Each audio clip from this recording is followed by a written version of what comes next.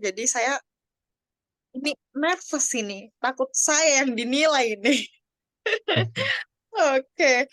Nah, malam hari ini kita akan ngobrol tentang 3 hal membangun bisnis yang scalable bareng Pak Edi Wiharja. Tapi sebelum itu, seperti biasa, saya izin share screen dulu tentang Bas Community sedikit. Nggak apa-apa ya, Pak ya? Sip. Oke, saya izin share screen dulu karena seperti biasa selalu banyak member baru yang hadir. Jadi saya harus selalu memperkenalkan apa sih iCommunity itu. Selamat datang Bapak Ibu di iCommunity. Jadi iCommunity ini dibangun oleh Pak Juanda Rovelin. Beliau adalah founder dari Kafling Solusi Digital, SEM OPT Karya Anak Milenial Indonesia, certified trainer, terus bidangnya khususnya di bidang digital marketing ya. Jadi beliau banyak sekali mengisi seminar tentang digital marketing. Nah, lalu apa sih iCommunity itu? Basicnya iCommunity adalah sebuah platform komunitas bagi para pebisnis dan profesional. Dengan visinya, yaitu sebagai platform komunitas pebisnis dan profesional terbesar di dunia, dengan misinya merangkul komunitas pebisnis dan profesional yang ada, menghubungkan sesama pebisnis dan profesional untuk mencapai tujuan bersama. Yang ketiga, menumbuh kembangkan nilai-nilai positif yang dapat berkontribusi dalam pertumbuhan bisnis pribadi dan juga masyarakat. Nah, tagline-nya adalah Share Network, Grow Network. Nah, tujuan iCommunity apa ini? Yaitu yang pertama, mempersatukan anggota iCommunity dalam persahabatan, kerjasama, dan saling pengertian, mengembangkan semangat kolaborasi antar anggota, yang ketiga, menanamkan nilai positif dalam dunia bisnis dan profesional, membangun platform bagi komunitas pebisnis dan profesional untuk belajar, bertumbuh, dan berkembang melalui banyak sekali learning resources, business matching, dan juga referral. Nah, sebagai platform komunitas nih, kita nggak pengen jadi komunitas yang biasa aja ya. Jadi kita adalah sebuah platform komunitas tempat para pebisnis dan profesional berkumpul. Jadi nggak cuma kongko-kongko aja, tapi kita juga pengen ada banyak program yang memang sangat berguna bagi Bapak Ibu pebisnis kalian gitu. Jadi kita punya kode etik yang harus dipatuhi baik dari seluruh member dan juga seluruh leaderboard. Yang pertama, kami adalah para pebisnis dan profesional yang bekerja keras, bekerja pintar, dan bekerja sama. Yang kedua, kami mengedepankan nama baik dalam melakukan usaha dan mengutamakan kolaborasi antar sesama anggota tanpa menjadikan anggota lain sebagai target jualan ataupun berkompetisi secara tidak sehat. Yang ketiga, kami sadar bahwa dengan berbagi relasi, maka akan memperbesar rezeki bersama. Oleh karena itu, kami siap untuk berbagi relasi atas dasar saling mendukung. Yang keempat, kami berperilaku positif dalam berkomunitas, melakukan segala aktivitas dengan berlandaskan niat baik. Dan yang terakhir, yang paling utama, apabila kami melanggar kode etik ini, kami bersedia untuk ditegur, diperingatkan, bahkan diberikan sanksi. Oke, itu sekilas tentang iCommunity. Kembali lagi dengan Pak Edi Wiharja, founder dari, startup coach, bisnis konsultan. Jadi, that's why kenapa kita akan membahas 3 hal membangun bisnis yang scalable. Gitu. Selamat malam Pak Edi, apa kabar? Malam, Devinta. Baik, Sehat kabar Pak ya? saya. Oke. Baik. Nah, sebelum kita memulai ini, biasanya saya mau minta kisi-kisi dulu apa yang kita obrolin malam hari ini, boleh nggak Pak? Pasti kisi-kisinya kita membahas malam hari ini dan mungkin benefitnya gitu ya untuk Bapak Ibu sekalian. Ya, boleh banget. Di malam hari ini tuh kita lebih membahas tentang pertama, yaitu mindset dari entrepreneur. Nah, kalau mau bikin sesuatu yang besar, pastinya mindsetnya juga harus punya mindset yang growth mindset, ya, mindset pemenang.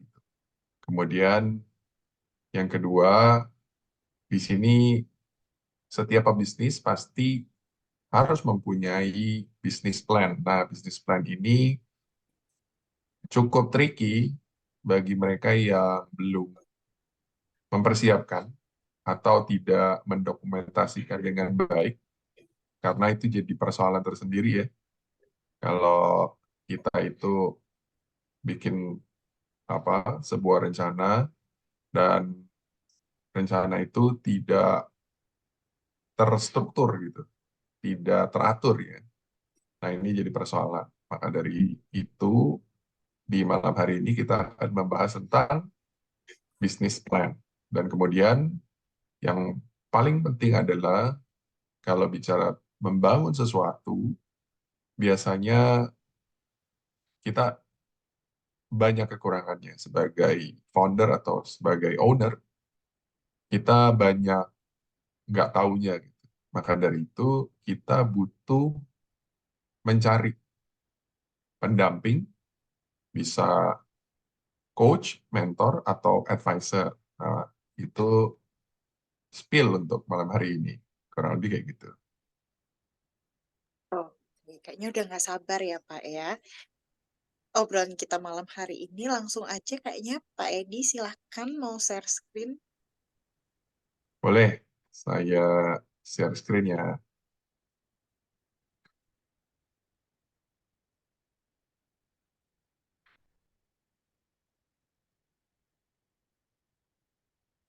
Sudah terlihat ya?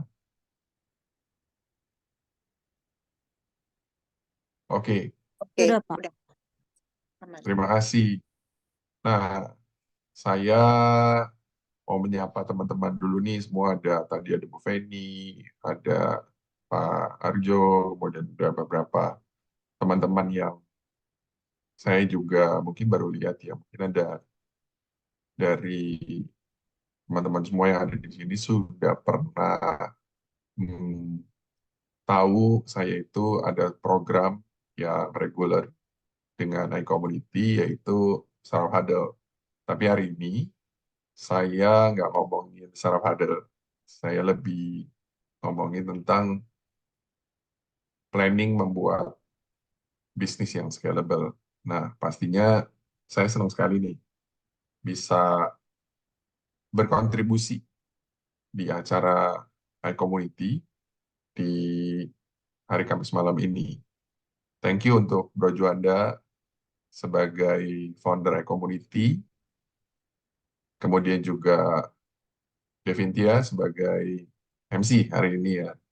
Nah, ini waktu saya dihubungin sama tim iCommunity, saya senang sekali ya untuk bisa berbagi pengalaman atas apa yang saya punya gitu. Nah, mudah-mudahan yang saya bagikan malam hari ini bisa bermanfaat ya untuk kita semua gitu.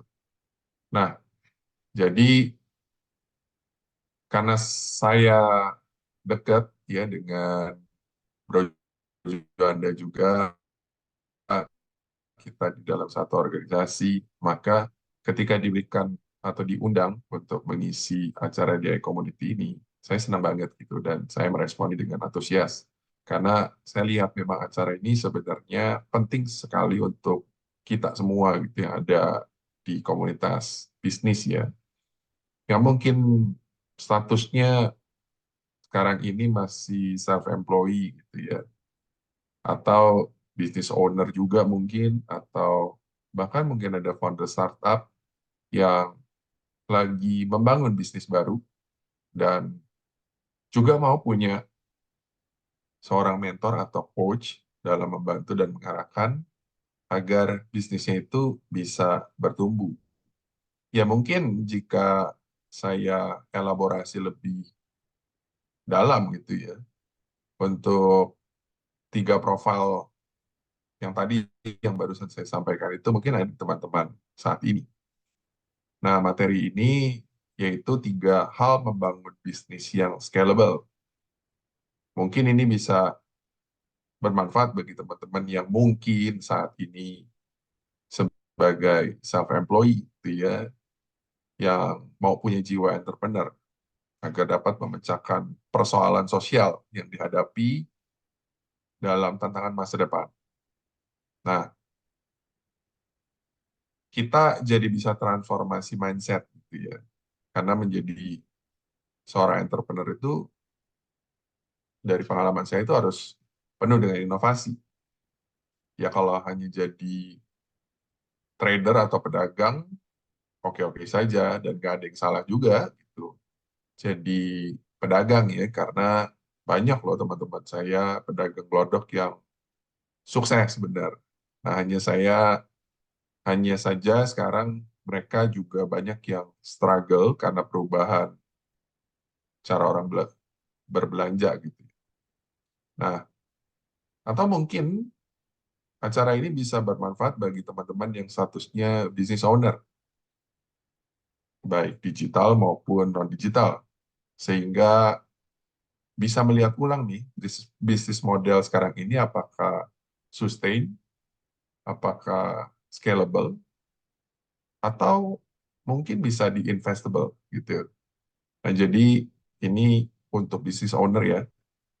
Dan kemudian mungkin di profil selanjutnya adalah bagi teman-teman founder startup gitu yang penuh dengan inovasi dan juga mempunyai tantangan dalam membangun tim gitu kan. Baik menemukan co-founder, macam-macam lah agar supaya bisa membangun satu produk yang inovasi gitu ya. Nah, sebelum kita masuk pembahasan di topik ini, izinkan saya memperkenalkan sedikit journey transformasi saya yang adalah seorang pedagang bodong beneran dan sekarang menjadi seorang entrepreneur yang fokus pada startup bisnis dan menjadi startup coach juga dan menjadi konsultan juga dan menjadi mentor juga di saat ini gitu. Nah, ini sedikit ya journey saya. Perkenalkan nama saya Dwi Harja dan ini journey transformasi entrepreneur diri saya dan untuk lebih banyak detail bisa lihat di website saya edwiharja.com. Dengan cepat dari tahun 96 sampai 2010 kegiatan pekerjaan saya itu termasuk di traditional bisnis yang bergerak di komputer lah, di network solution dunia IT. Tapi saya bukan jebolan binus pada saat itu atau dunia IT, bukan. Saya hanya nyasar aja ke situ. Karena diajakin teman untuk cari duit, lagi kuliah, ya oke lah. Saya mulai untuk berdagang gitu kan, bersama dengan teman-teman. Teman-teman saya yang jago, bukan saya yang jago. Saya hanya bisa nyupir pada saat itu. Tapi saya dengan jalan, jadi saya belajar dan akhirnya saya bisa menguasai lebih kepada service, network, kemudian juga mungkin banyak berkecimpung sama server gitu ya, ya yang ribet-ribet lah. Dan kemudian saya ada membaca satu buku Start Me Up. Nah, di situ saya baca dari buku itu, ternyata buku itu memberitahu bahwa kita bisa loh mendapatkan pendanaan dari ide saja gitu. Nah, maka dari itu saya mencari dan pas kebetulan ketemu ya, dengan satu acara, satu program yang susah banget untuk masuk dan sampai sekarang masih ada program-program itu Founder Institute. Dan kemudian dari sana di 2014 saya mulai membangun journey saya gitu ya dan ikut kompetisi masuk di Indosat ya di akselerator Idea Box dan itu kontes kurang lebih dari 300 peserta ada 7 saja yang bisa lolos dan saya dengan teman-teman termasuk 7 startup yang lolos pada saat itu. Kurang lebih yang saya angkat adalah membangun tentang seperti Gojek pada saat itu. Gojek belum banyak ya 2014.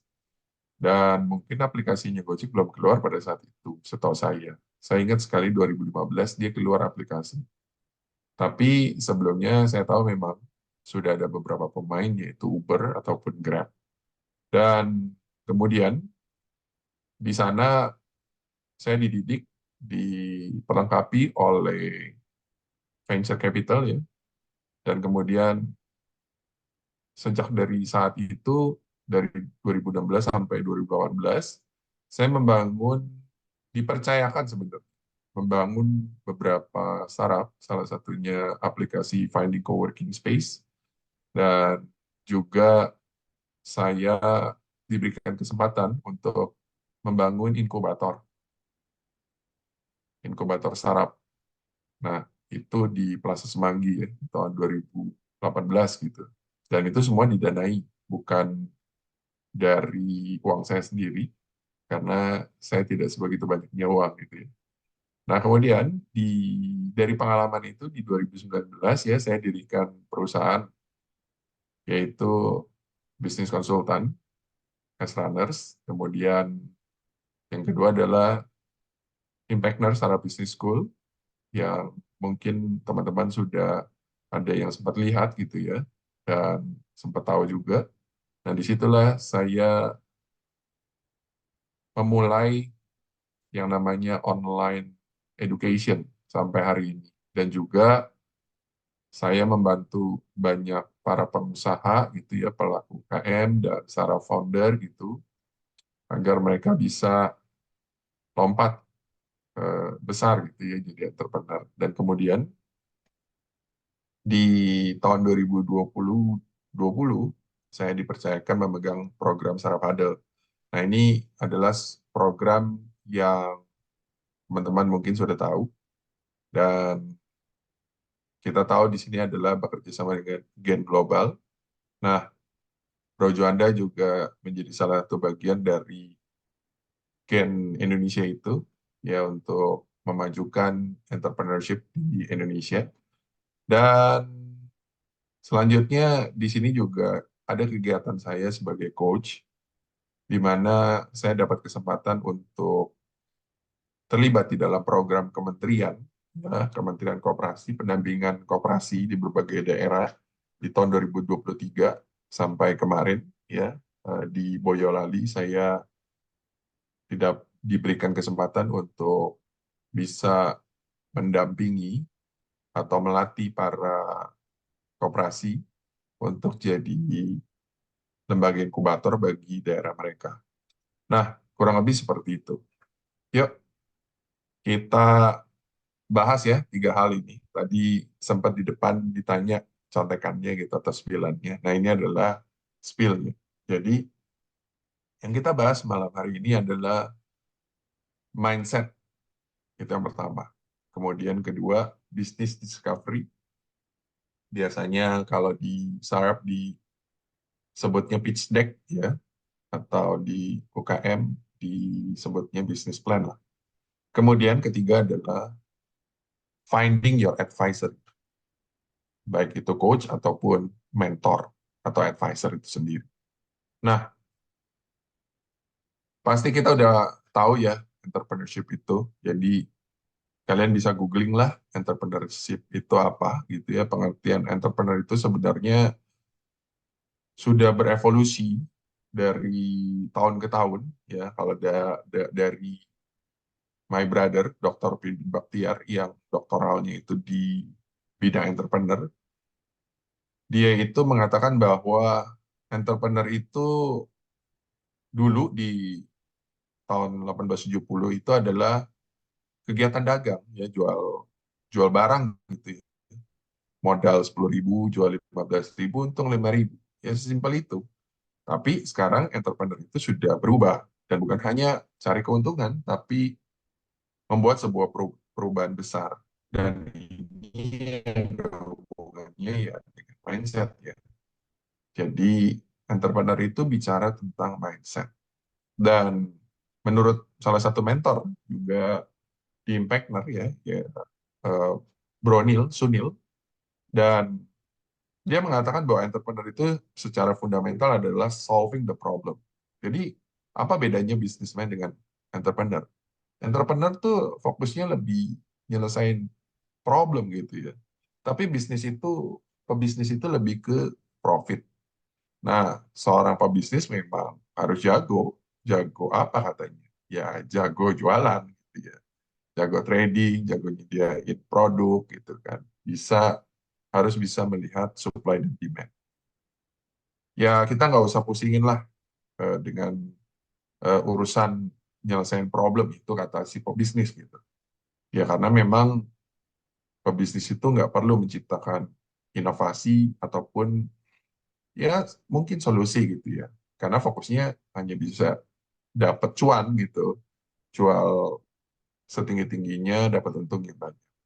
Nah, kalau tadi kita sudah singgung tentang evolusi ya dari entrepreneur itu sendiri, maka menurut Bro Pin, bahwa entrepreneur itu adalah spirit of opportunity. Nah, nanti di topik hari ini kita juga membahas tentang mindset entrepreneur. Nah, apa sih yang sebenarnya dimaksud mindset di sini? Yang dimaksud mindset di sini adalah mindset dari champion, apapun bidangnya. Asal kita punya mindset champion, ya kita sudah satu step lebih baik dari banyak orang. Dan mindset champion itu bukan hanya ada di olahraga ya, tapi ada di dunia entrepreneur juga. Ya, kurang lebih ceritanya gini. Jadi, ada satu coach bernama Coach Ben Bergeron yang melatih seorang olahragawan yang sudah pernah mengikuti CrossFit Champion, itu namanya Matthew Fraser, dan olahragawan tersebut belum pernah jadi champion, tapi akhirnya di tahun 2016 sampai 2019 berturut-turut jadi juara satu di pertandingan tersebut. Nah, ini foto Coach Ben Bergeron dengan eh, Matthew dan partnernya. Ya, nah ini teman-teman bisa cari di Wikipedia tentang CrossFit Champion. Nah, kalau itu tadi dari internasional ya, kalau ini dari lokal. Ini sebenarnya saya bukan penggila bola gitu, tapi waktu kemarin saya bareng sama dia di Boyolali, dia lagi cerita nih bahwa dia nonton pertandingan bola malam sampai hampir pagi gitu kan. Padahal pagi-paginya harus bertugas lagi di kementerian gitu ya, atau di pelatihan itu. Nah, dia cerita bahwa sejak dipegang sama pelatih Korea atau coach dari Korea yaitu Shin Tae-yong, ya itu timnas kita itu berhasil gitu ya mengalahkan Korea Selatan. Coach ini seorang dari Korea ya, Korea Selatan gitu.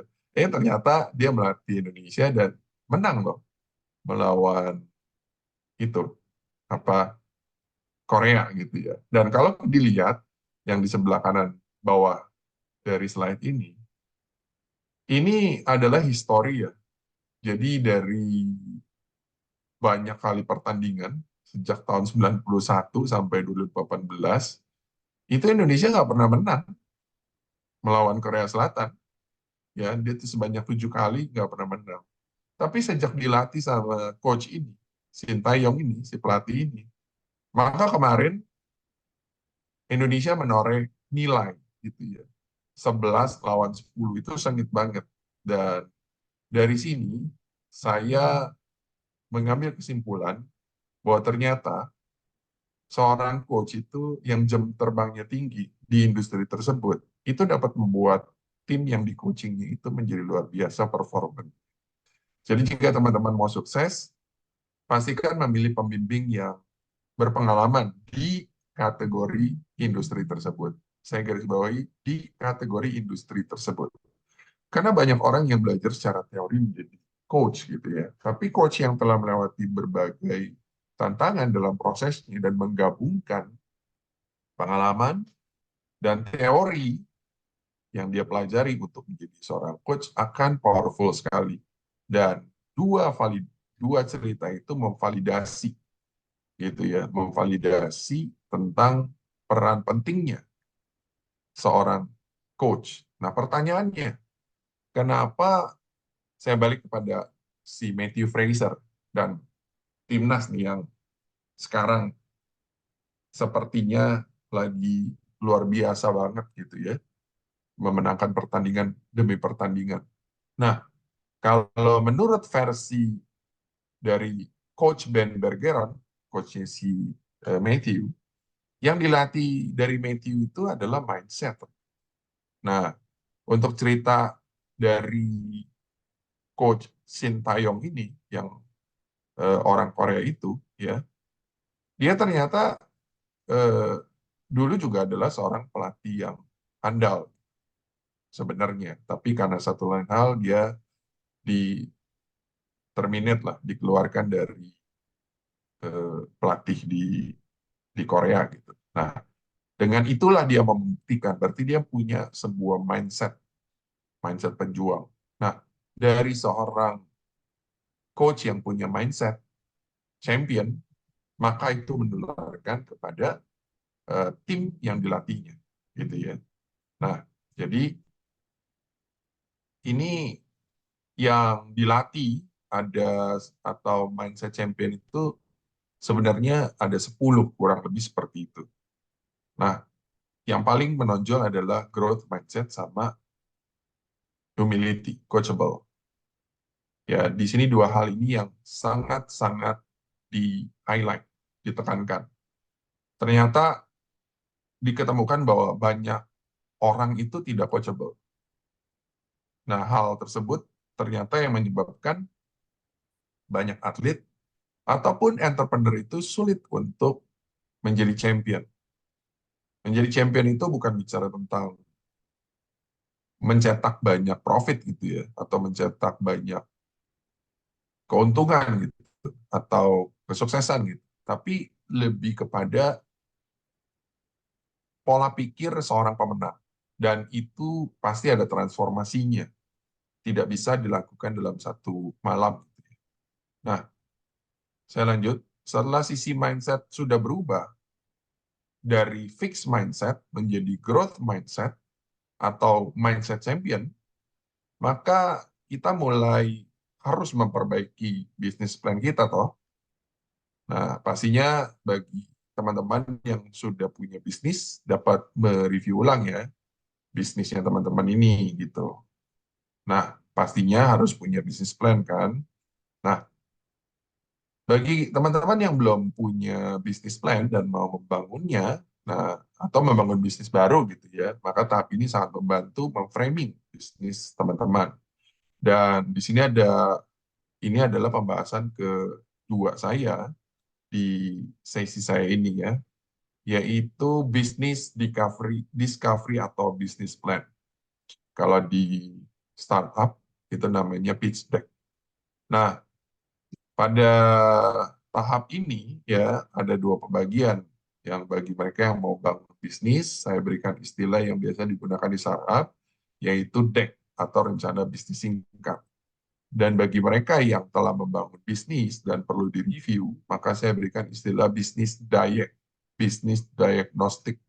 Dan keduanya secara cepat saya bagikan untuk teman-teman seperti ini. Nah, bagi mereka yang sedang ingin membangun bisnis, maka harus mampu membuat sebuah pitch deck. Apa itu pitch deck? Pitch deck adalah presentasi bisnis yang pada startup istilah tersebut nggak asing lagi. Biasanya deck ini identik dengan digunakan untuk fundraising atau cari investor untuk mendapatkan pendanaan. Tapi sebenarnya sebuah deck ini itu bisa dipakai banyak hal loh, yaitu memperjelas bisnis itu sendiri ataupun menjadi kompas internal bisnis bagi si founder atau pengusaha atau owner beserta dengan timnya. Dan di dalam pitch deck terdapat pemaparan seperti tujuan bisnis, company purpose gitu ya, apa secara jelas dan singkat. Misalnya eh, di pitch deck itu visi misi atau singkatnya itu seperti tagline lah gitu ya. Dan kemudian ada lagi format elevator pitch, helping siapa, problemnya apa yang mau diselesaikan, dan solusinya apa, dan apa yang membuat dari deck kita itu berbeda. Itu dijabarkan di elevator pitch gitu ya. Dan itu powerful sekali. Nah, kemudian ada lagi ngegali tentang permasalahan customer gitu kan. Tadi saya sudah sampaikan, kita punya elevator pitch isinya yaitu membantu siapa ya. Permasalahan customer-nya itu harus dijabarkan. Itu menjadi satu problem mereka. Ya kayak mereka sedang sakit gitu kan. Nah, jadi calon customer ini hmm, kita harus tahu pain point-nya gitu. Dan kita harus bisa menemukan gitu kan, menemukan apa solusi gitu ya. Untuk apa? Untuk persoalan mereka. Jadi kalau mereka misalnya butuh sebuah solusi yang contoh yang kita sudah tahu jualan online dengan aman misalnya, maka keluarlah marketplace. Jadi itu solusi yang ada dan itu yang biasanya banyak sekali dipakai di startup, kurang lebih begitu. Nah, persoalannya kalau kita hanya memberikan sebuah solusi saja, ya itu dan nggak punya value gitu, nggak punya satu nilai, maka solusi itu nggak akan ditangkap gitu ya, eh, nggak enak gitu ya untuk dipakai gitu. Nah jadi solusi tersebut juga akhirnya ketika banyak orang yang bikin karena kita nggak punya value, kita nggak punya uniqueness gitu, akhirnya kita berkompetisi dengan banyak orang yang mungkin punya banyak uang, mungkin punya banyak network, ya jadi makin susah aja gitu. Tapi kalau kita punya uniqueness, maka kita bisa fight dengan mereka. Mungkin kalau uang kita terbatas, kita punya agility ya, kita punya inovasi. Jadi ada investor yang mungkin tertarik dengan ide kita. Kurang lebih di dunia startup seperti itu. Dan kemudian di membuat pitch deck itu kita harus bertanya kenapa harus sekarang, ya? Kenapa nggak nanti? Gitu. Nah ini harus bisa terjawab. Nah jadi ada format di dalam membuat deck itu harus jelas gitu ya. Kenapa sekarang harus kita buat hal tersebut? Kenapa nggak nanti? Ya, dan ini pertanyaan-pertanyaan ini sangat membantu kita sehingga kita bisa mempresentasikan pitch deck kita dengan sebegitu menariknya sehingga lawan bicara kita itu menjadi lebih tertarik. Dan jangan lupa di dalam deck kita juga harus menampilkan namanya market size, besaran target market ya. Di situ ada TAM, Samsung gitu. Nah, jadi kurang lebih saya cepat apa TAM, Samsung mungkin boleh di juga. Nah, itu sebenarnya pengerucutan ya dari yang besar sampai kecil. Misalnya TAM-nya itu ada orang yang suka mobil tertentu, mobil sport gitulah.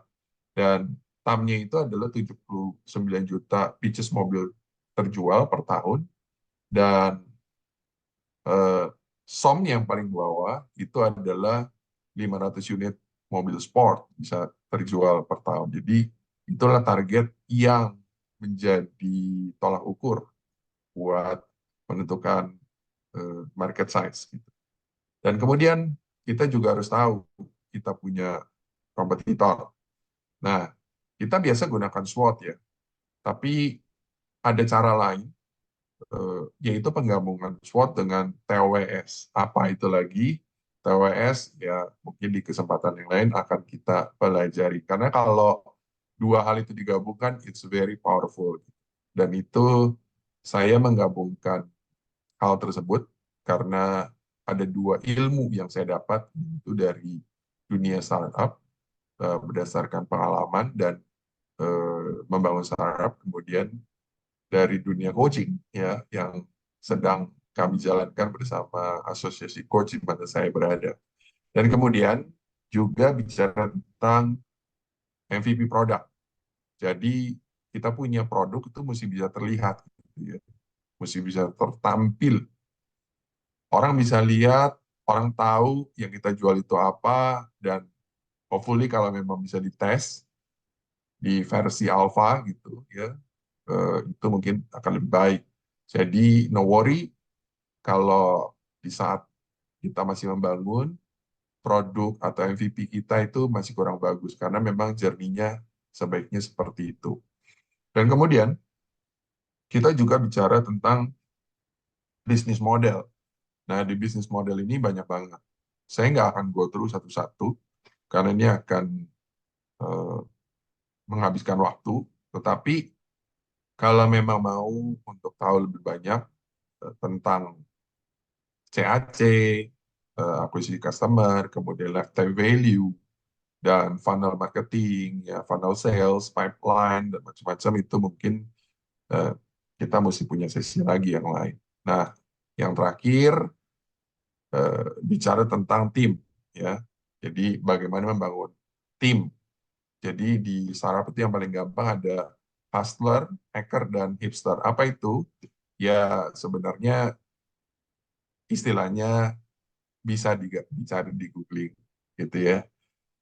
Istilahnya gini, kita harus punya tim inti ya, tim inti yang marketing, kemudian biasanya CEO-nya dan biasanya operation-nya atau technical-nya. Nah, itu yang tadi 3H, yaitu hustler, hacker, dan hipster. Dan jangan lupa juga sebaiknya kita mencari mentor atau advisor ataupun coach di tim tersebut, karena mereka yang bisa membantu kita. Dan yang benar-benar terakhir adalah harus punya financial projection. Nah, ini kadang-kadang yang bikinnya itu ini ya, susah-susah gampang gitu ya. Nah, tapi kalau kita bisa bikin ini ya jadi satu deck yang menarik, maka chance untuk kita bisa membangun bisnis kita atau startup kita ini memperkenalkan kepada calon investor, kepada tim, maupun juga kepada customer ya, tapi untuk customer tidak semuanya ditampilkan. Nah, kalau untuk bisnis Dayek, ini secara cepat nih kalau dilihat dari slide ini banyak banget kan, gitu kan. Dan memang inilah yang harus di fulfill sama business owner. Aduh, males ya coach, gini-ginian kok banyak banget gitu kan. Bisa nggak caranya lebih mudah gitu? Ya kalau lebih mudah, ya nggak ada sih yang saya tahu. Karena membangun bisnis yang scalable itu harus punya sebuah rencana gitu. Dan kemarin kita training para pelaku koperasi gitu ya, para pejabat-pejabat koperasi daerah yang bekerja di koperasi, itu mereka sampai melintir kepala gitu kan. Karena apa? Karena memang untuk membangun satu atau ya membangun satu bisnis yang scalable ya memang nggak gampang gitu. Karena kita harus pertama memakai banyak hal ya kayak BMC, kemudian juga ada tadi tuh SWOT dan TWS, kemudian ada value proposition design, kemudian ada five ways, wah macam-macam tools yang kita pakai. Dan itu harus dipelajarin kalau memang kita mau gitu ya untuk bisa apa menggambarkan, memetakan, memvisualisasikan bisnis kita di sebuah bahan presentasi gitu ya. Nah itu kalau kita tidak lakukan itu rasanya sulit ya untuk bisa atau bisa sih bisnisnya besar tapi 30 tahun kemudian gitu kan kelamaan kan ya. Nah, kita maunya sebuah bisnis bisa scalable dengan gaya startup yang lincah, cepat dan meroket, kurang lebih begitu. Nah, dengan tadi ya mengisi yang tadi gitu. Itu kita bisa berdiskusi gitu dengan tim dan mentor gitu ya dengan bisnis Daek yang tadi ada banyak itu kita bisa berdiskusi gitu sehingga mereka tim-tim itu menjadi paham juga karena sama-sama tahu nih, oh ini perusahaan ini lagi mau kemana dan sudah sampai mana dan apa yang lebih dan apa yang kurang kurang lebih begitu. Nah, ada banyak checklist yang tadi yang di bisnis diet gitu. Nah, ini kalau kalian ingin mendapatkan list dari bisnis diet dan PDF dari PPT ini, teman-teman bisa kunjungin IG saya ya, di edi.wiharja, kemudian bisa berikan komentar untuk acara hari ini, dan yang kita udah post di situ, dan saya akan berikan PDF list tersebut. Jadi khusus ya untuk teman-teman yang tag di situ, kemudian mau mendapatkan PPT ini dan list dari bisnis Dayak, sehingga saya bisa membantu untuk ngecek ya kalau memang teman-teman ada yang mau gitu untuk dibantu di dalam cek bisnis yang sedang dijalankan. Ya pastinya post di situ juga disertakan kata-kata yang positif ya untuk iCommunity juga gitu untuk acara ini, sehingga banyak orang yang semakin terbantu dari acara ini. Nah, saya akan berikan hanya 5 orang yang mendapatkan sesi coaching bersama saya kalau sudah hmm, memang mau di coaching di sana, boleh ditampilkan atau dituliskan di IG post gitu ya, di komen di sana. Oke. Kemudian selanjutnya, finding your advisor. Nah, sekarang saya coba tanya nih, pertanyaan seperti ini. Apakah kita udah punya business advisor atau kita perlu business advisor? Jika jawabannya adalah perlu, maka kenapa sih kita perlu hal tersebut? Di sini saya menggunakan kata advisory sebagai sebuah istilah umumnya. Karena advisor itu kan menjadi beberapa peran, terbagi menjadi beberapa peran. Khususnya kalau di dunia startup, itu 2 peran umum yang ada gitu. Dan tapi di zaman sekarang ada 1 peran lagi yang mungkin kita sering dengar. Nah, sebelum saya bahas jauh, ya ketiga peran itu adalah coach, mentor, ataupun advisor gitu ya. Nah, seperti yang ada di slide ini. Nah, yang pertama, kita masuk penjelasan tentang peran coach. Penyebutan coach biasanya digunakan untuk urusan olahraga kan seperti tadi. Matthew di CrossFit Champion.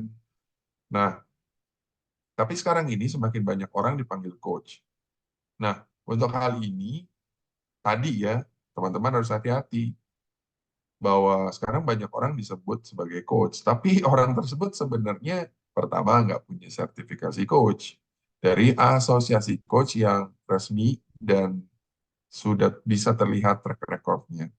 Nah, kemudian coach itu juga harus sebaiknya dia berpengalaman di industri itu. Karena kalau tidak, terlalu generalis nanti bingung yang di coachingnya. Nah, sekarang fungsi atau peran dari seorang coach itu sebagai apa sih ya? Nah, itu biasanya sebagai partner. Tuh, kalau di sisinya saya itu seperti itu. Jadi coach itu sebagai partner. Kemudian dia itu mengempower coachingnya. Nah, biasanya seorang coach itu lebih banyak melontarkan pertanyaan yang menggali alasan atau mencari kenapanya. Dan dia membantu coachingnya sampai kepada goal-nya. Nah, pertanyaannya siapa ya yang butuh seorang coach? Apakah yang sedang bangun sebuah bisnis atau yang telah mempunyai sebuah bisnis? Menurut saya, seorang coach itu dapat membantu seorang yang sedang membangun sebuah bisnis untuk memperjelas visi misi dan goal pribadinya. Karena di tahap ini banyak sekali blind spot ya yang dimiliki oleh calon pengusaha atau founder gitu. Ya agar bisa terlihat dengan jelas gitu kan. Nah, sehingga founder itu dapat menggabungkan pasal-pasal yang ada pada pikirannya sendiri. Nah, pastinya coach ini juga dapat membantu jika kalian sudah punya bisnis gitu yang mungkin sedang berjalan di tempat gitu ya. Nah, biasanya pengusaha itu butuh seseorang untuk menjadi teman brainstormingnya pastinya. Dan juga dapat membantu agar supaya timnya mungkin yang ada di perusahaan itu dapat menangkap dari visi misi dari perusahaan tersebut. Sehingga mereka semua bisa berjalan dengan satu komando yang jelas. Ini saya sering banget nih dapat yang kayak gini-ginian dari pengalaman saya sebagai coach dan dari konsultan ya. By the way, saya juga megang konsultan manajemen. Eh, itu ketemu banyak tuh yang visi misi nggak jelas dan ya, tapi mereka pengusaha-pengusaha yang jalan usahanya hanya 15-20 tahun kemudian gitu kan. Dan sekarang lagi menurun karena don't know what to do. Dan biasanya di situ konsultan ataupun coach itu dibutuhkan karena bisnis sudah slowing down dan nggak tahu problemnya di mana dan everything uh, kusut gitu ya. Nah, sekarang kita masuk peran mentor. Nah, mentor adalah orang yang memberikan pengalaman yang biasanya dari pengalaman pribadi. Nah, biasanya orang yang dinamakan mentor itu adalah orang yang sudah pernah lewati. Sehingga orang yang di mentoring namanya mentee itu bisa lebih cepat gitu ya, nggak perlu melewati sesuatu yang dihadapi gitu. Dulu si mentor pernah hadapin, makanya dia kasih tahu ke mentinya. Nah, pastinya mentor ini punya kelebihan dan kekurangan juga kan.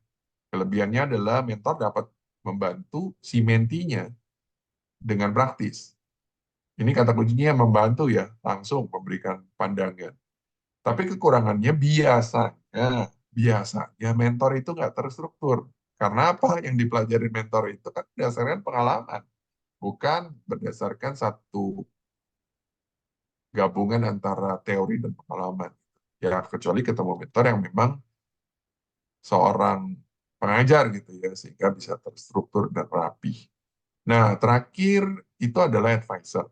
Sebenarnya advisor itu apa sih? Advisor itu mirip kayak mentor, tapi advisor itu biasanya kalau di startupnya itu lebih berperan untuk membantu si founder gitu, agar lebih mudah masuk ke pintu-pintu yang sulit ditembus pada waktu singkat. Ya, untuk mempermudah pengertian advisor dengan mentor, saya bagi menjadi dua hal singkat, yaitu mentor itu biasanya ada di startup yang berukuran kecil sampai besar, tapi advisor biasanya ada di startup yang sudah masuk tahap fundraising sampai besar. Nah, ini menurut salah satu angel investor dan penulis buku How to Invest in Tech Startup, namanya Jason Calacanis. Dia menyebutkan 3 alasan bila membutuhkan advisor untuk mendirikan startup. Orang tersebut dapat membuka jalan terhadap venture capital dengan jaringan yang dimilikinya. Orang tersebut harus dapat membantu Anda menemukan bakat-bakat terbaik di dunia digital. Ya, sekaligus membantu rekrut gitu ya, untuk membentuk tim yang sedang Anda buat. Dan ketiga, orang tersebut harus bisa membantu memecahkan masalah tertentu yang berhubungan dengan bisnis yang sedang kalian bangun. Nah, biasanya kalau startup yang masih kecil punya advisor, itu lebih banyak ditodongnya gitu ya. Secara nggak langsung untuk jadi angel investor untuk startup tersebut.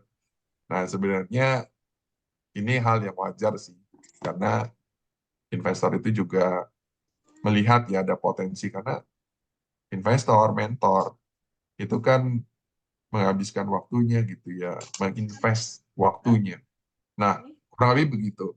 Barusan kita udah bahas ya 3 topik itu membangun bisnis yang scalable, dan pastinya setelah teman-teman tahu nih semua, ya bukan berarti bisa langsung bangun bisnis itu kan yang scalable itu. Tapi masih ada hal-hal yang harus dipelajarin kan, yang pasti nggak akan cukup nih kalau kita bahas di sesi hari ini gitu kan. Nah sekarang saya bertanya, setelah mendengar yang tadi, what next? Apa lanjutannya gitu ya. Nah, ya pastinya kalau dari saya adalah take action. Bagi kalian yang belum punya bisnis dan mau bangun bisnis digital atau bangun startup, ya saya saranin untuk masuk dalam komunitas startup atau bisnis digital yang bisa ditemukan di banyak platform ya. Ya mungkin bisa googling lah. Atau teman-teman bisa ikut Impactner, Startup Business School, yang dimana adalah rumah edukasi bagi bisnis startup. Impactner itu untuk siapa? Untuk para pengusaha yang sedang mempersiapkan bisnis unit berbasis digital ataupun teknologi, dan untuk para founder yang baru mulai membangun bisnis startup, atau para profesional karyawan yang ingin menjadi founder startup atau menjadi intrapreneur. Dan Impactner datang untuk menjawab problem bagi tiga profil tadi, itu agar dapat membangun dan mengatasi pertumbuhan bisnis mungkin yang lambat, ya, agar dapat mampu membuat sebuah rencana kerja yang terstruktur dan tersistem. Dan juga di Impactner itu hadir bagi teman-teman yang mungkin mau memperluas bisnis gitu ya, dan bagi kalian yang sulit menemukan tim kerja yang searah gitu ya, termasuk co-founder ataupun profesional staff atau mentor yang sefrekuensi pastinya. Atau bagi kalian yang belum memiliki jaringan yang kuat, seperti ekosistem dan komunitas yang saling mendukung.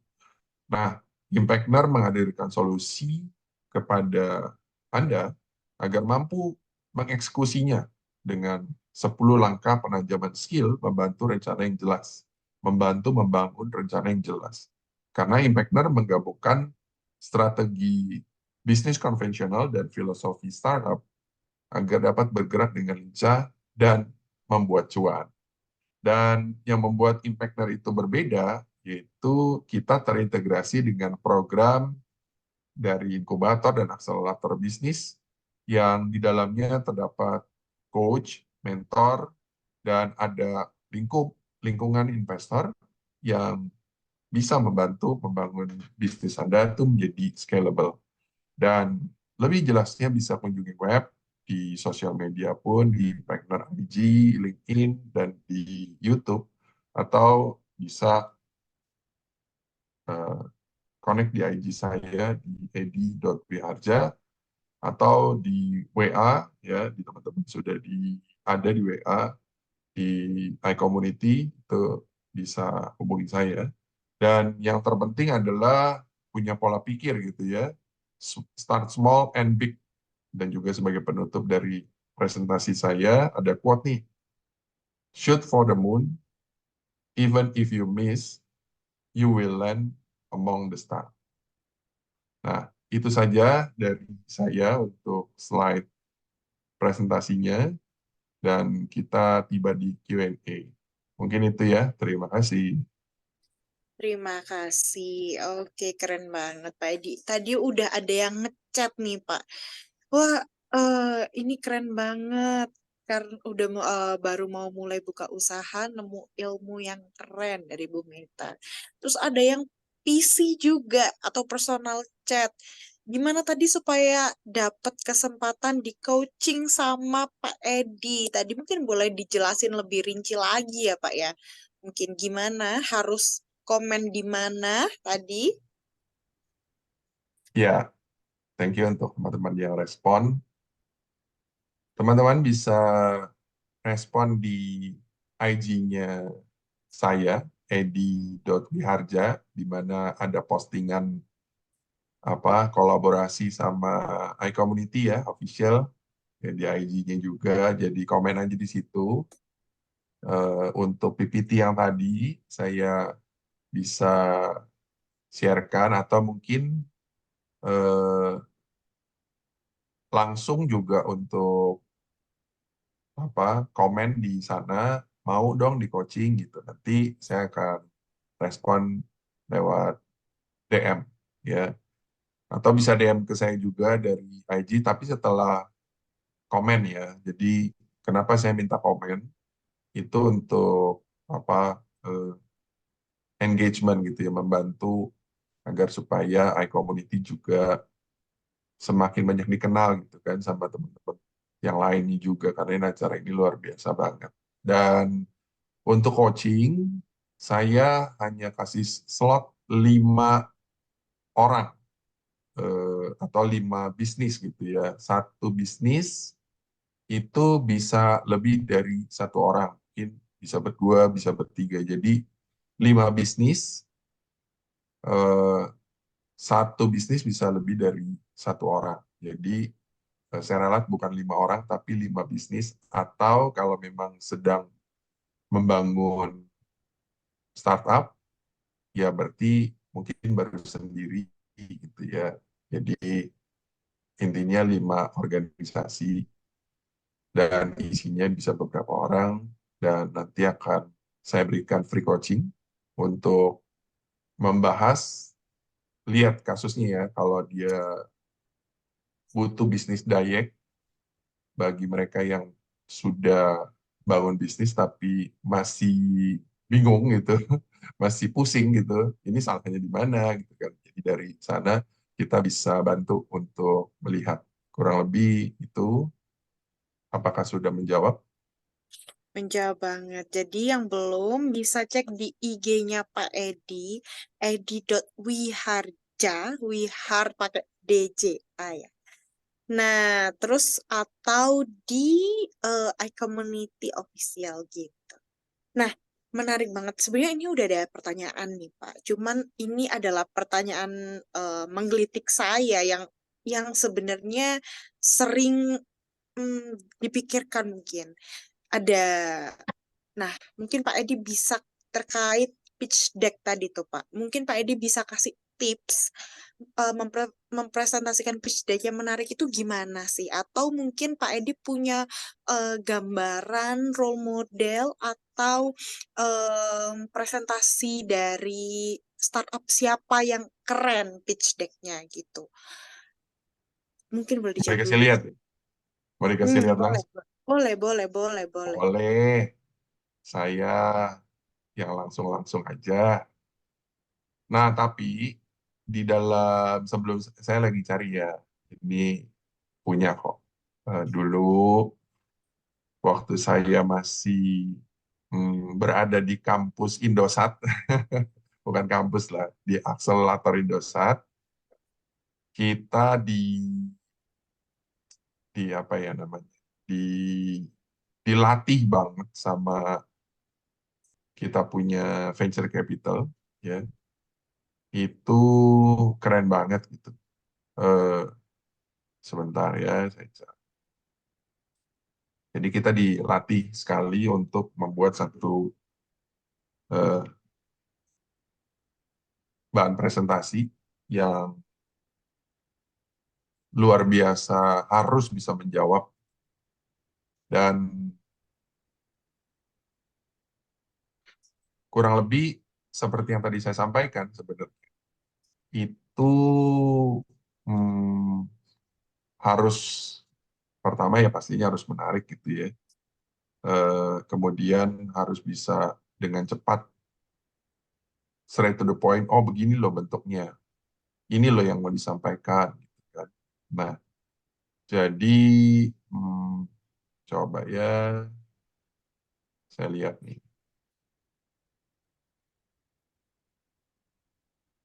Nah sudah lama. Hmm,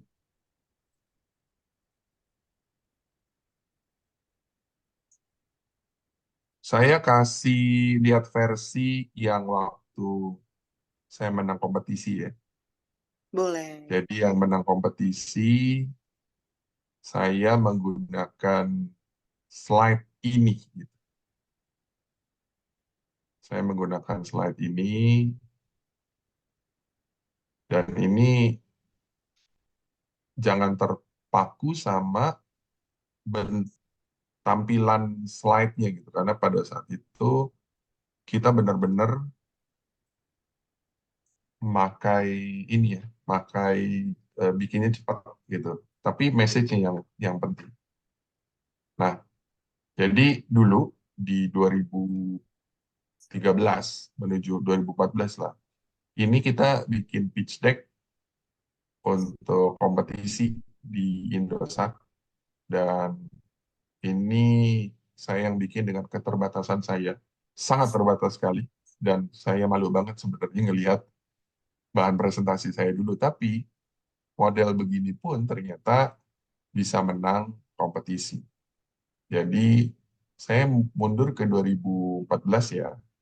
Jadi ingat pada saat itu Gojek belum Belum ada. belum bukan belum ada, belum bertebaran Oh, di masih Jakarta. awal-awal ya itu ya? Masih Mas, awal tahun oh iya. 2015, saya ingat banget 2015 awal dia meluncurkan aplikasinya gitu ya, aplikasinya dia yang pertama kali dan jelek dan pusing gitu kan. Tapi eh, nggak masalah. Tapi Gojek itu sudah lakukan research and development-nya dia as a call center itu dari 2011. 2010 mungkin di bawah itu deh. Saya waktu itu research tentang Gojek juga. Dan inilah yang saya angkat gitu ya. Jadi everyone need Gojek, dan kemudian ada aplikasinya, dan pada saat itu kita baru kasih konsepsi. Nah, ini semua bikin pakai PPT, ini pakai Photoshop. Ini teman saya yang jago. Dia bikin Photoshop, dia engineer-nya, dan kemudian kita presentasiin gitu. Nah, pada saat itu ini yang kita angkat gitu ya. Jadi sebuah permasalahan gitu kan. Jadi ini harus free, kemudian will be go viral. Kemudian kita mau bikin ekosistem komunitas. Ingat ya, di saat itu kita belum ngeliat itu ada komunitas atau ada si siapa namanya, si Gojek yang segitu besarnya. Nah, ini susah juga nyari nyari datanya gitu. Saya susah banget nyari datanya karena pada saat itu nggak banyak. Jadi saya googling dan sampai akhirnya saya harus turun ke lapangan untuk ngitung kurang lebih ya. Pak Arjo, ya mau bertanya, boleh Pak? Ya, jadi saya sebenarnya udah kirim chat di pertanyaan di kolom chat, tapi saya ingin memberikan konteks ya. Jadi kalau kendalanya itu adalah internal dan eksternal, dan mungkin lebih banyak ke eksternalnya ya. Karena sekalipun sudah punya mindset yang bagus sekali secara internal ya, tapi kalau suasana eksternalnya tidak mendukung atau kurang mendukung, jadi sepertinya percuma gitu, kayak jadinya malah jadi patah arang lah, jadi seperti sia-sia gitu. Nah, yang di chat itu saya berikan kasus contoh. Jadi untuk misalkan petani sawit ya, ini kita bicara petani sawit yang UMKM ya, bukan yang gede-gede itu karena konteksnya beda banget. Jadi yang kecil-kecil ini mereka tuh sangat tergantung dengan infrastruktur gitu, kayak misalkan saluran irigasi gitu kan. Masalahnya kalau di uh, kampung-kampung ini, hutan-hutan ini belum ada teknologi yang bisa mengendalikan kebakaran atau mengendalikan banjir itu Betul, yang secara bagus gitu. betul, Jadi kalau misalkan harga lagi musim udah lagi musim panen nih, tiba-tiba uh, ada sesuatu kena banjir lah segala macam karena betul, dekat sungai, jadi harganya jatuh. Nah, kalau betul, para petani ini biasanya kalau harga jatuh, mereka biasanya untuk mengakali ya, mereka misalkan mencari ikan di sungai. Problemnya adalah sungainya juga tercemar oleh penambangan ilegal, gitu kan. Jadi perlu ya, banyak faktor-faktor eksternal yang petani kecil ini harus hadapi. Gitu. Jadi kalaupun mereka punya positive thinking juga susah juga Pak kalau faktor eksternalnya tuh terlalu bertubi-tubi yang sangat negatif gitu. Nah, kira-kira gimana Pak solusinya supaya, karena kita kan nggak mungkin bisnis pertanian kita tinggalkan, karena kalau semuanya jadi pedagang segala macam, terus siapa yang betul, jadi petani, kan nggak mungkin kan, kita kan betul. orang harus makan gitu kan. Nah, betul. apalagi sekarang dolar juga lagi tinggi, jadi kalau diekspor juga nilainya bagus. Hal-hal yang seperti ini gimana Pak menghadapi gempuran faktor eksternal yang terlalu banyak, yang terlalu bertubi-tubi gitu Pak?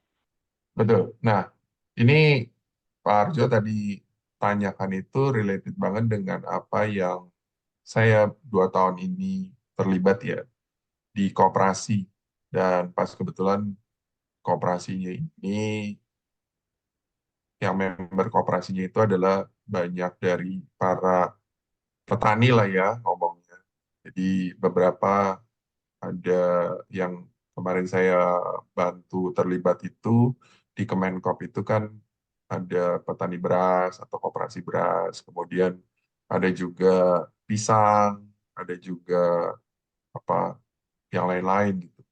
Nah, pada prinsipnya memang di kalau misalnya konteksnya yang tadi ya, bagaimana kalau seorang petani gitu atau pengusaha kecil gitu kan yang sudah punya mindset yang positif, kemudian dia mengalami persoalan yang dari eksternal, pasti jawabannya memang berat sekali kalau dia sendirian. Maka dari itu, koperasi itu lahir gitu kan untuk membantu. Dan cuman persoalannya memang koperasi-koperasi yang ada belum diperlengkapi dengan pendampingan-pendampingan. Nah, saya tadi sampaikan di depan bahwa ada 11 koperasi di Indonesia yang 2023 dan 2024 ini lagi dibantu,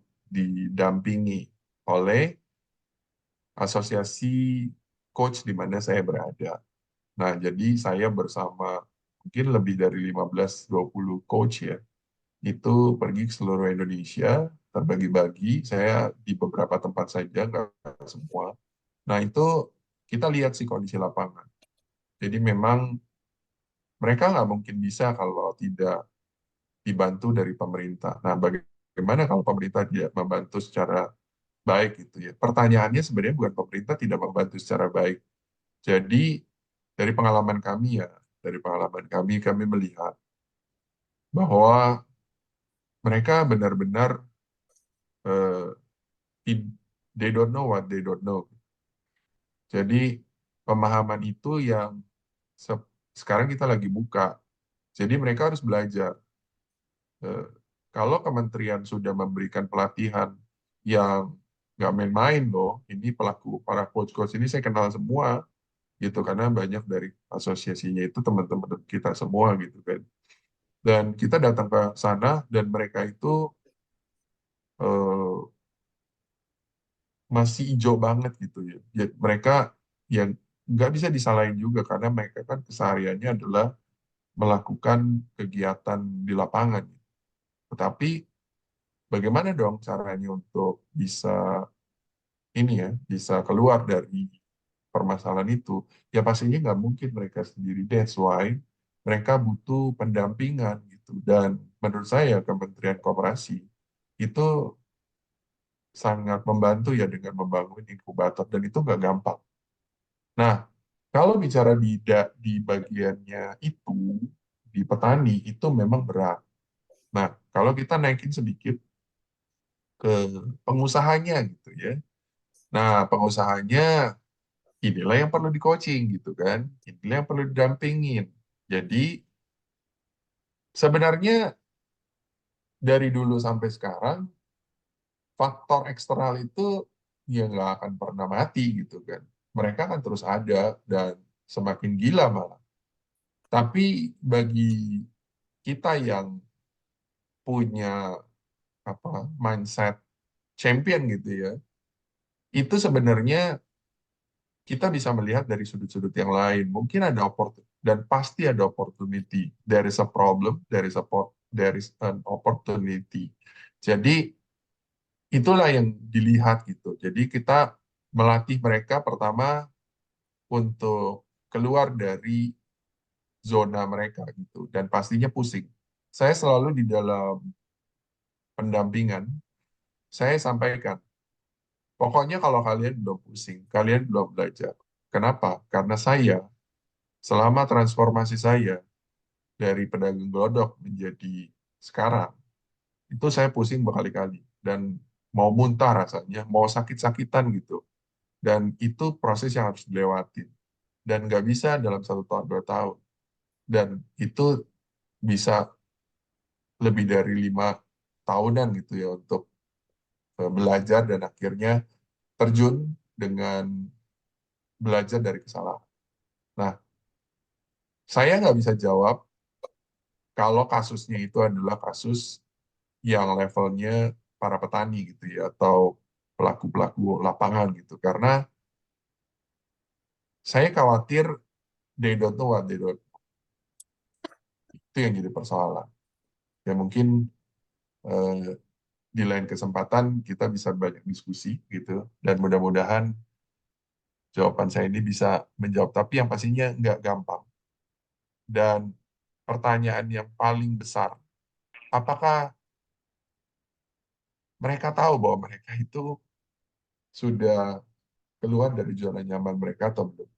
Sehingga mereka dengan keterbatasan pastinya, saya tahu banget. Karena kita nyamperin tuh ke situ. Tapi sekarang yang saya tahu, minimal di situ punya internet.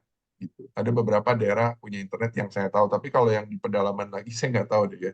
Yang Pak Arjo dapatkan. Tapi yang kita dapat di beberapa daerah, even sampai Aceh gitu, sampai Sulawesi juga sama, itu ada internetnya, dan itu tergabung di koperasi. Itu sih mungkin. Gitu, Pak Arjo? Cukup? Iya Pak, jadi memang masalah eksternal ini sangat kompleks ya. Tadi yang saya sebutkan di chat itu kan soal penanganan irigasi dan banjir itu mungkin lebih kepada Kementerian PUPR ya. Sedangkan yang penambangan ilegal itu mungkin pihak penegakan hukum, kepolisian dan kejaksaan. Tapi juga ada hal-hal seperti kalau mungkin petani yang lain itu mungkin masalah tata niaga harga, kemudian pengadaan pupuk, karena kadang-kadang pupuk itu bukannya bikin subur tanah malah merusak tanah gitu. Jadi Betul. mungkin secara jangka pendek itu hasilnya bisa bagus, tapi secara jangka panjang tanahnya jadi semakin rusak, apalagi dengan adanya faktor pencemaran lingkungan seperti yang tadi penambangan ilegal. Jadi memang uh, uh, agak rumit lah Pak yang hal-hal kayak gini. Jadi Betul. sekalipun positif sekali ya mindsetnya ya, tapi kalau mentok sana mentok sini juga lama-lama nyerah juga Pak mereka gitu loh. Betul. Nah, kalau mereka nyerah, mereka udah, yang rugi kan mereka sendiri kan gitu. Jadi memang hmm, dunia persilatan membangun usaha ini memang perlu banyak tenaga ekstra gitu ya, boosternya. Karena nggak usah di situ sih Pak. Saya ingat waktu saya pedagang gelodok gitu ya. Kalau kita datang ke Mangga Dua, itu satu gedung jualan barang yang kurang lebih sama. Itu pertempurannya tuh tiap hari gitu kan. Dan belum lagi urusan eksternal. Apa eksternal itu? Pajak, izin, izin apa? Install software, belum lagi tipu menipu gitu kan. Itu banyak banget. Jadi mau di kota, mau di desa, struggle-nya sama. Nah, yang nggak kuat, lengser pasti. Tapi yang bisa berinovasi, itu menciptakan satu bisnis baru, satu tren baru ya sebenarnya pada saat itu, sampai sekarang masih ada, itu adalah enter komputer. Jadi enter komputer ada di Mangga 2 dulu waktu 2000 berapa ya, 2013 atau mungkin ya 2010 mungkin ya. Dia sudah mulai dengan harga yang gila lewat internet. Di zaman marketplace sudah muncul. Dan itu inovasi yang mereka lihat karena dia nggak bisa menang. Nah, jadi memang ini game yang tough banget dan nggak bisa dimenangkan untuk semua orang. Tapi kalau kita mau benar-benar keluar dari situ dan mau pusing, sangat pusing, dan beneran pusing, ya saya yakin bahwa ada jalan keluar. Ya mungkin memang mainan di situ ya nggak bisa diterusin, tetapi kalau dia belajar dari mentor atau dari coach gitu ya, itu pasti ada jalan keluar. Jadi saya tahu banget karena kita udah datang ke situ gitu. Dan salah satu coach dari teman kita itu di sana di Sulawesi, itu coachingnya itu di gudang yang baunya minta ampun. Dan kita masih mau lakukan itu karena kita percaya bahwa kalau kita bareng-bareng membantu apa koperasi atau pengusaha-pengusaha kecil, kita yakin ada sesuatu lah yang bisa terjadi gitu ya. Pastinya itu semangatnya sih. Kurang lebih dari situ.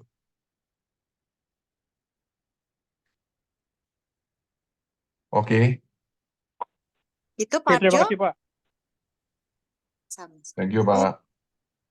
lanjut mungkin sama Bu Feni juga tanya nih Pak, terkait yang presentasi yang Bapak sebelumnya pada tahun 2015 itu, berapa halaman PPT yang biasanya bisa tepat sasaran dan detailnya, misalnya font dan ukuran font, atau berapa jumlah kata per halaman?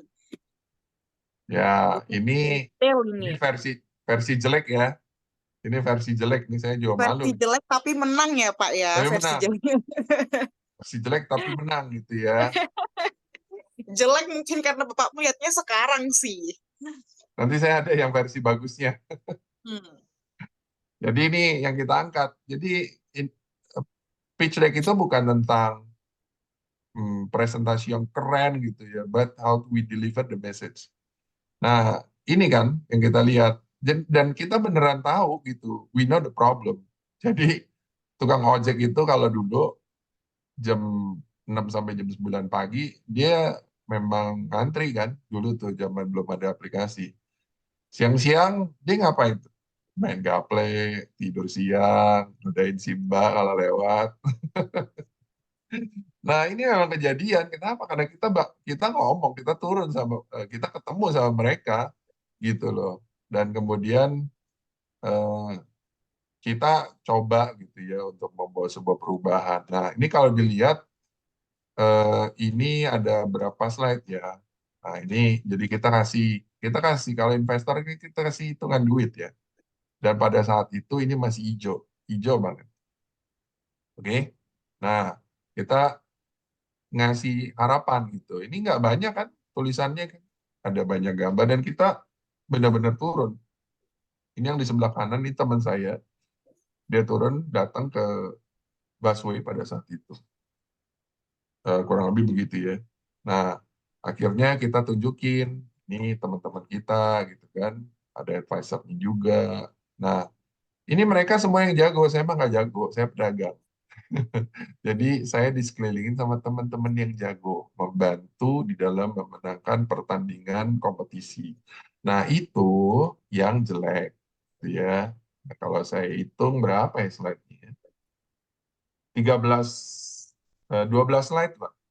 Ya, memang Kayaknya itu nggak lebih dari itu ya Pak ya. tidak, tidak, kita nggak boleh terlalu banyak slide itu, karena slide tersebut orang bisa ini banget ya, orang bisa malas banget gitu untuk ngelihat slide yang dan perhatiin kalau tadi tulisannya tuh nggak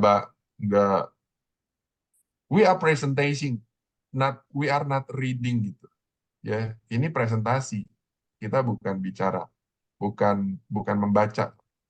Nah, ini yang versi udah bagus, udah masuk akselerator, udah dibentuk nih, udah dimarah-marahin ya, udah diapain lah semuanya lah pokoknya deh. Jadi ini keluarlah yang seperti ini. Kemudian tadi yang jelek kita rapiin. Tadi jelek ya, gambarnya juga jelek. Kemudian kita kasih gambar-gambar yang nyata gitu dan ini realita gitu. Memang benar begini kan ngelihat adanya. Nah, jadi di sini kita namanya Antar.id sekarang sudah nggak ada. Eh, Kita sudah jual cangkang dari Antar.id kita jual gitu ke apa pemain pada saat itu karena mau ngapain kita pegangin duitnya itu kalah sama Gojek 60 miliar dalam 9 bulan, kita nggak punya duit segitu banyak gitu kan. Nah, jadi di sini presentasinya kalau dilihat dari gambar, kemudian dari tulisan yang nggak banyak, dan kemudian ada gambar-gambar yang menarik, itu kita bikin sedikit. Jadi helm ini kita bikin 10, saya punya teman pabrik helm, jadi saya minta bantuan sama eh, mereka, dan akhirnya kita bisa punya. Dan jaket juga cari, gitu, desainnya kuning, ngejilat, ngejilat Indosat, kan kuning kan Indosat, jadi kita ngejilat dia. Nah, eh, ini juga, nah ini kalau diperhatiin ya, ini semua tulisannya dikit kan, ya fontnya juga clear gitu, karena semua ada pakem-pakemnya, dan di Impactner ini kita ajarin gitu. Jadi saya pelaku dulu gitu, dan saya melihat ada banyak kesalahan yang saya buat dan juga banyak kekurangan karena ketidaktahuan, dan kompetitornya itu gede banget. Jadi kalaupun saya kalah, kalahnya dengan bangga gitu ya, dikalahinnya sama Gojek gitu kan, icon Indonesia. Nah, jadi ini kita beberapa itu adalah orang-orang yang kita hire waktu kita masuk di dalam akselerator bootcamp tersebut gitu ya. Dan ini mobile apps-nya develop juga. Kita dapat support dari hmm, venture capital-nya. Dan kemudian kita memberikan perhitungan ya, bisnis modelnya, kemudian komisinya, dan kalau coba dilihat nggak jauh berbeda dengan apa yang ada sekarang, gitu. So, ini adalah kompetitor yang pada saat itu kita tahu ada Handy Mantis, Gojek, ada yang Jack lain tuh pada mati semua. Pasti mati karena nggak ada yang kuat dengan Gojek, ya. Jadi pada saat itu ada 3 raksasa besar kita masuk di tahun 2014, 2015 itu. Satu raksasa itu Gojek, kedua raksasa itu adalah Grab, ketiga raksasa itu adalah Uber. Jadi kita yang masih kecil ini udahan aja dah gitu ya, karena Indosat juga genter gitu ketemu sama mereka gitu kan. Bayangin 9 bulan itu 60 miliar, saya tahu banget karena saya ngikutin burning money-nya dari Gojek. Jadi nggak ada yang sanggup gitu. Nah, tapi ini satu pembelajaran yang menurut saya sangat membekas sekali, dan mulai dari sini perubahan hidup saya itu luar biasa. Sampai hari ini, makanya saya bilang saya dari pedagang gelodok, beneran pedagang gelodok, sampai saya berani bilang I'm an entrepreneur now. Kurang lebih begitu ya. Nah, jadi ini adalah orang-orang yang pada saat itu kalau dilihat nggak ada lagi orang yang sebelumnya. Kenapa? Karena di slide sebelumnya, di presentasi sebelumnya, itu orang semua nggak ada yang berani masuk. Mundur semua, cuman saya doang yang masuk. Sudah dapat kesempatan, saya masuk karena itu mungkin rada gila kali ya, atau stres gitu kan, kenapa berani masuk gitu ya. Tapi bagi saya, mental pedagang dulu, itu yang penting maju gitu kan. Karena udah biasa di Bangga 2 itu satu gedung kompetitor semua. Ya. Nah, ini salah satu teman saya yang sekarang namanya Alan Chang ini, dia itu jadi salah satu head project di Tokopedia gitu. Dan ini adalah Pak Zain, ya, ini venture capital Kejora Venture.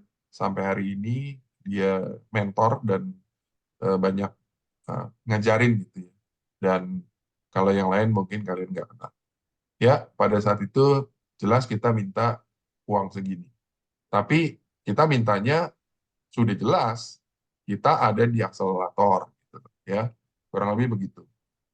Karena banyak orang yang sekarang minta itu, dia nggak di bawah siapa-siapa, dia nggak ada di dalam inkubasi siapa-siapa, dia mintanya duit sampai 35 miliar gitu dan belum punya apa-apa gitu. Itu sometimes saya bilang, apa yang dia minta?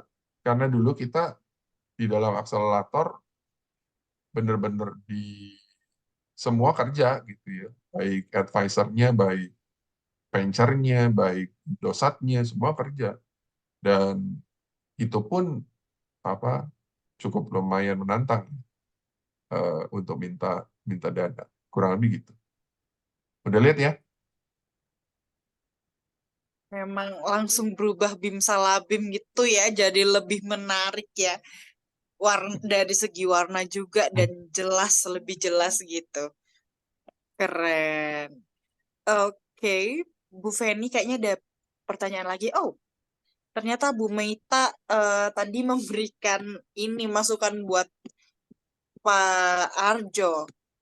Bisa juga kolaborasi dengan NGO untuk pembuatan sistem pertanian berbasis teknologi seperti buat sistem otomatisasi das namun tetap eco-friendly. Terkadang back to our ancestor wisdom yang applicable bisa berguru dari orang-orang suku asli yang sudah terbiasa bertani sesuai alam masing-masing, Pak. In my honest opinion, katanya Bu Meita, Pak Arjo. Oke, lanjut.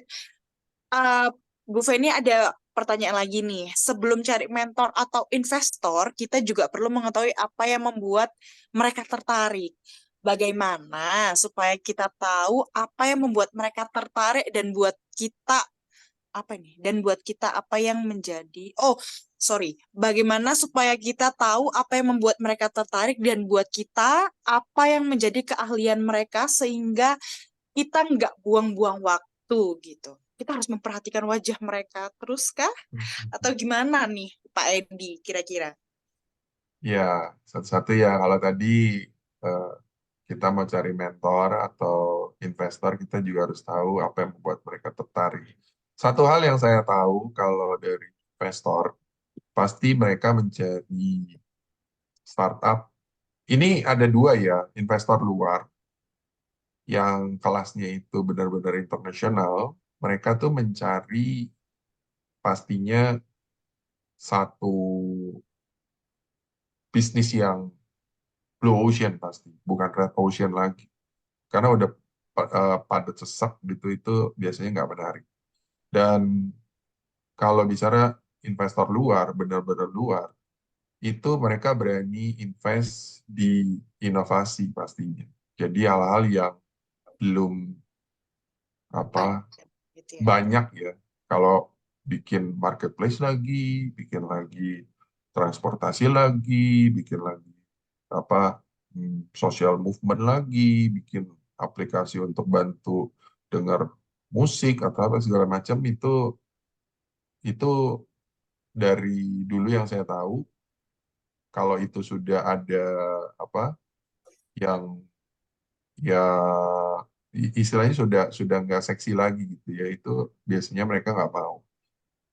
Nah biasanya kita mesti ikut perhatiin melihat tren yang ada di luar dan belum di Indonesia itu belum ada unicornnya dan potensi untuk ke situ itu pastinya benar-benar harus dilihat juga ya apakah di Indonesia atau negara kita ini cocok nggak bisnis yang itu karena kalau terlalu advance misalnya contoh orang lagi luar biasa kan bikin AI, bikin robot dan segala macam kalau infrastruktur Indonesia belum, nah mungkin mereka nggak terlalu berani karena nunggu sampai jadi bahaya. Jadi mesti di momen-momen yang jangan terlalu early gitu ya. Ini mungkin ilmu yang biasa lah. Kalau terlalu early juga masalah. Kalau lebih baik sedikit kelihatan baru di mereka berani invest. Tapi itu yang di luar negeri punya investor-investor yang benar-benar di luar yang butuh inovasi. Tetapi kalau investor Indonesia itu lebih sifatnya bisa untung berapa nih kalau masuk sekarang gitu kan.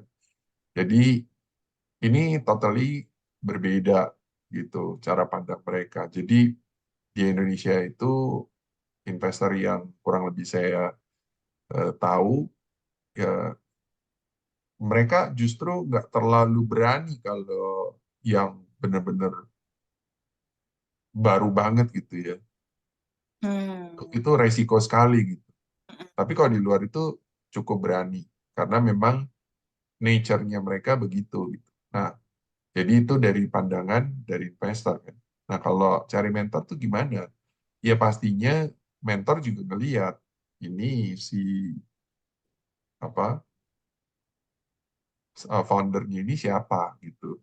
Karena yang diinvest kan waktu kan. Si mentor ini kan menginvest waktu gitu. Dan kemudian kalau banyak kali founder-founder itu dia belum punya kebisaan di satu industri yang dia mau masuk gitu ya. Hanya bermodalkan ide doang gitu.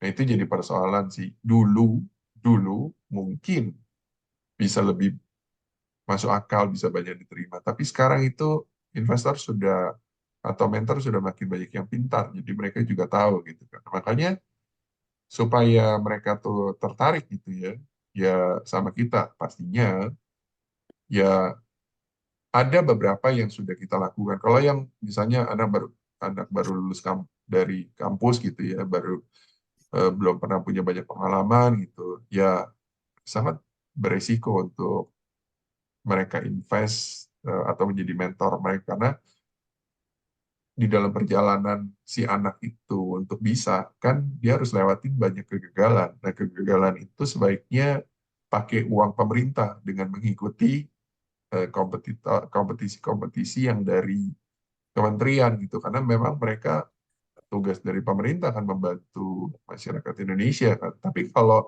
investor kan itu swasta gitu ya. Jadi nggak mungkin uangnya dia itu dipakai untuk ngebiayain anak orang gitu, mendingan anak sendiri dibiayain. Iya, iya. Jadi memang harus tahu nih siapa orang yang akan kita apa ya, ajak bicara lah kasarannya gitu ya Pak Edi ya. Untuk Ya, menentukan pesan kuatnya seperti apa gitu. Gitu Bu Feni. Bu Feni ini kalau nggak salah usahanya fashion dan juga teknologi games gitu Pak. iya, Oh. Bu Feni itu hmm, saya kenal Bu Feni juga sudah beberapa waktu yang lalu kan karena pernah ikut acaranya saya juga jadi ya bukan orang baru ya, saya tahu dan eh, bersemangat sekali Bu Feni ini keren. Keren. Oke, di sini juga ada wah, Bu Andi atau Pak Andi nih. Harusnya Bu Andi Eli Setiawati ya. Salam kenal, saya lagi belajar bisnis di bidang agensi asuransi syariah. Gitu.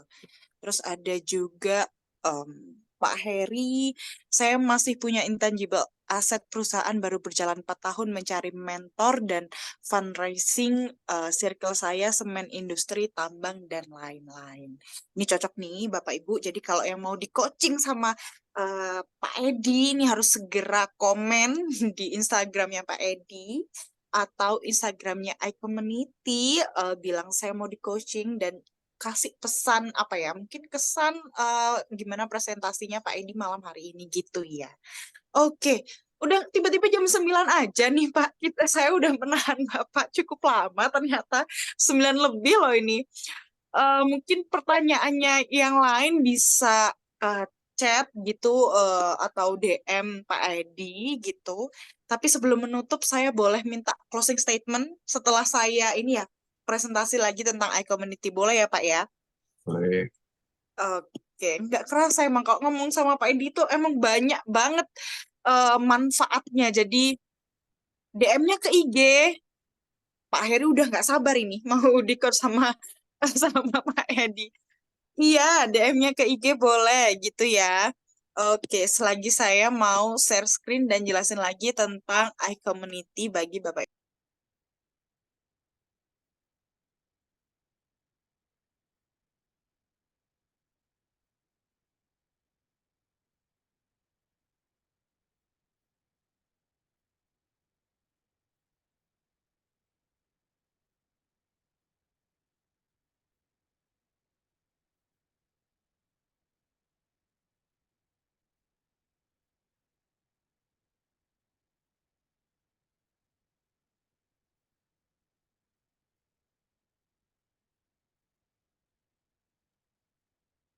Loh, kemana ini Devintianya? Ketendang keluar kah? Oh, ketendang keluar. Lucu banget ini tiba-tiba saya keluar sendiri. Oke, mohon maaf. Oke, sorry. Saya lanjut share screen dulu. Nah, oke. Jadi tadi kalau udah menyimak Pak Edi, sekarang giliran saya nih. Gimana nih jika ada cara yang murah dan mudah untuk mengembangkan network dan omset bisnis Bapak Ibu? Pernah nggak Bapak Ibu mengalami masalah berikut? Misalnya, udah nggak punya network lagi, udah kehabisan daftar nama, udah kesulitan dalam mencari relasi bisnis. Nah, padahal Bapak Ibu merasa kalau Bapak Ibu udah ikut seminar, event, komunitas lain, tapi ya masih gitu-gitu aja. Nah, mungkin Bapak Ibu perlu coba cara yang satu ini, yaitu kami memperkenalkan iCommunity, sebuah komunitas dan platform digital tempat para pebisnis berinteraksi dan berkolaborasi bagi kemajuan bisnis bersama. Ada 3 alasan penting kenapa Bapak Ibu perlu join iCommunity. Yang pertama, ada valuable community. Ada akses networking, akses learning, akses contributing. Yang kedua, quality leads, yaitu leads to customer baru, reseller baru, dan juga customer retention. Dan benefit yang ketiga yaitu biayanya low cost, nggak perlu biaya iklan, word of mouth, dan banyak konten premium untuk upgrade skill bersama. Nah, ini ada contoh program iCommunity. Jadi ada iCommunity Level Up Club, iCommunity Business Matching. Jadi business matching itu kayak ketemuan bareng para pengusaha lain, tapi small group karena memang cuman terbatas gitu ya. Karena memang maunya itu perkenalan lebih dekat gitu tentang bisnisnya Bapak Ibu. Kalau misalnya nanti ada yang cocok bisa jadi partner gitu ya. Nah, how to grow your business with iCommunity seperti yang saya bilang tadi, misalnya ketemunya di iCommunity Level Up Club, Business Summit, terus nanti, wah kayaknya saya mulai asik nih, saya mau join iCommunity Business Matching-nya yang lebih small group. Nah, nanti kalau ada yang salah satu cocok banget dan mau jadi partner, iCommunity one-on-one meeting yang akhirnya refer business. Nah, ini contoh iCommunity Business Matching yang secara online ya. Bisa dicek di www.icommunity.id. Jadi kalau Bapak Ibu pengen jadi membernya iCommunity, di situ ada, bisa langsung register aja. Ada yang dari gratis dan berbayar, tergantung Bapak Ibu mau benefit yang mana kayak gitu. Kalau Bapak Ibu pengen jadi kalau Bapak Ibu pengen jadi orang yang mengadakan IBM, Community Business Matching, jadi host gitu ibaratnya. Nah, nanti Bapak Ibu bisa tuh join yang member pro biar Bapak Ibu dapat berbagai fasilitas, kayak contohnya ada VIP lounge di Soekarno-Hatta kayak gitu. Jadi kalau Bapak Ibu um, berbisnis gitu kan, community itu mempunyai banyak benefit bagi Bapak Ibu sekalian. Nah, tenang aja, acaranya selain online juga ada yang offline. Nah, offline-nya nih kalau Bapak Ibu mikirnya, wah pasti di Jakarta aja nih, Bandung aja nih, kayak gitu. No, no, no, no. Kita datang di berbagai kota di Indonesia.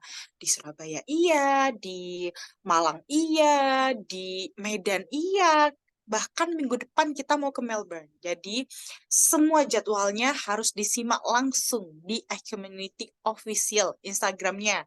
Bapak Ibu tadi yang masih bingung ini komennya di mana, nah Bapak Ibu harus follow iCommunity Official biar tahu semua jadwalnya iCommunity gitu ya.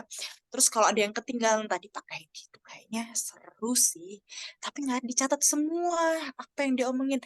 Boleh lihat di YouTube-nya iCommunity, besok nanti langsung upload gitu. Oke, itu sekilas tentang iCommunity. Kembali lagi ke Pak Edi. Saya sebenarnya sedih harus berpisah karena saya ingin terus menggali pertanyaan tentang tentang presentasi pitch deck kayak gitu kan. Apalagi Bapak Ibu di iCommunity sering banget yang baru buka bisnis, belajar bisnis dan lain sebagainya. memang kadang untuk presentasi itu kan nggak mudah nih Pak ya. Kalau cuma ngomong aja kayaknya bisa. Tapi tips dan triknya kan Pak Edi jagonya. Aduh, tapi waktunya kayaknya cepat sekali. Mungkin harus ada part 2 gitu ya Pak. Baik, baik. Oke, nah mungkin boleh Pak kasih closing statement terakhir nih buat menutup malam hari ini apa Pak? Ya, terima kasih untuk teman-teman yang stay ya sampai jam segini, udah lewat 13 menit. Dan terima kasih untuk Devian Eka, ini yang keren juga, bagus banget ya. Jadi apa? Kalau bisa boleh bantu juga di Sarapadel. Wes. Nanti saya minta izin sama Pak Juanda ya. Apa namanya? Kalau dari saya tuh gini, memang untuk bertransformasi banyak banget yang harus kita pelajari, kita perjuangkan agar supaya kita bisa menjadi lebih baik dan lebih baik. Dan di dalam proses transformasi tersebut, kita bukan hanya berbicara tentang punya mindset yang growth mindset ya, tetapi harus benar-benar tahan banting, harus mau selalu level up, mau belajar, dan tapi pastikan belajarnya sama ter yang aman gitu ya, jangan salah belajar. Dan ketika kita mau level up, pastikan kita butuh seseorang yang mendampingi kita atau menjadi ngajarin kita atau mentoring atau coaching kita gitu. Karena dengan itu maka proses transformasinya itu menjadi lebih cepat. Dan pastinya kita mau agar setiap waktu yang kita punya itu benar-benar bermanfaat ya. Jadi kita nggak buang sia-sia, maka dari itu kita harus punya orang yang kita belajar sama mereka agar supaya prosesnya lebih cepat. Dari saya itu saja. Terima kasih. Oke. Jadi selain kita harus punya growth mindset, kita harus juga tahu mentor yang tepat karena nggak semua coach dibilang coach karena juga harus ada yang bersertifikat itu tadi ya, harus terpercaya. Oke, thank you, terima kasih banyak Pak Edi. Mungkin Bapak Ibu sekalian boleh dong menyalakan videonya untuk kita foto bareng gitu ya.